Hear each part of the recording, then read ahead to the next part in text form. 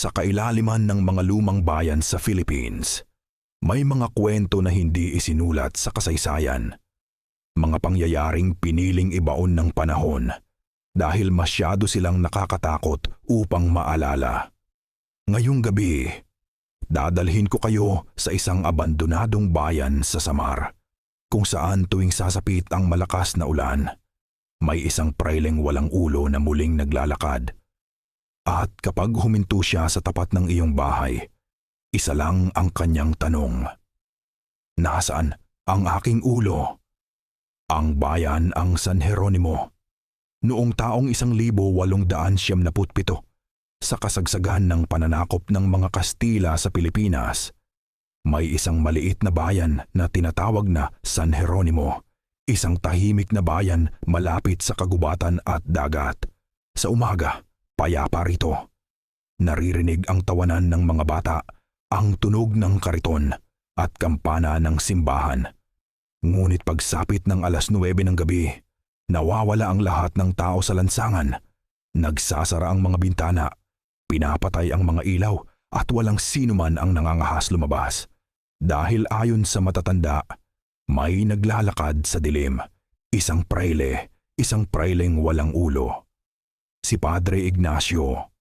Ang praileng iyon ay pinaniniwalaang si Padre Ignacio, isang paring Kastila na kilalang malupit. Ayon sa mga lumang kwento, pinapahirapan niya raw ang mga pinaghihinalaang kasapi ng katipunan. Maraming kalalakihan ang dinadala sa kumbento pero hindi na muling nakikita. Tuwing gabi, may naririnig na sigaw mula sa ilalim ng simbahan. Ngunit walang makapagsalita dahil takot ang buong bayan sa pari. Hanggang isang gabi, bigla na lamang naglaho si Padre Ignacio. Kinabukasan, natagpuan ang kanyang katawan sa likod ng simbahan. Nakaluhod, naliligo sa dugo at pugot ang ulo. Pero ang mas nakakatakot, hindi kailanman natagpuan ang kanyang ulo. Ang unang pagpapakita. Ilang araw matapos ang pagkamatay ng pari, nagsimula ang mga kababalaghan. Tuwing umuulan, may naririnig na mabibigat na yabag sa kalsadang bato. Tok, tok, tok, parang kahoy na sapatos. At kapag sumilip ka raw sa bintana, makikita mo siya.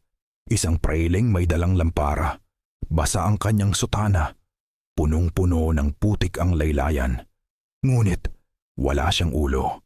At kapag huminto siya sa tapat ng bahay, maririnig ang mahinang bulong. Nasaan ang aking ulo? Kapag hindi ka sumagot, magpapatuloy siya sa paglalakad. Pero kapag sumagot ka raw, hindi ka na makikita kinabukasan. Ang guro. Noong dekada 1930, may dumating na bagong guro sa bayan. Hindi siya naniniwala sa mga pamahiin. Para sa kanya, gawa-gawa lang daw ng matatanda ang lahat. Ngunit isang gabi ng malakas na bagyo, narinig niya ang kampana ng simbahan. Kasunod nito, ang mabibigat na yabag. Tok, tok, tok, sumilip siya sa bintana at doon niya nakita ang praile. Walang ulo, may dalang gasera. At tila naghahanap, sa halip na matakot, sinundan niya ito. Ang kumbento, dinala siya ng praile sa lumang kumbento. Isang abandonadong gusali na halos kainin na ng panahon. Pagpasok niya, naamoy niya agad ang nabubulok na kahoy at lumang dugo. May bakas ng mapuputik na yapak paakyat sa hagdan.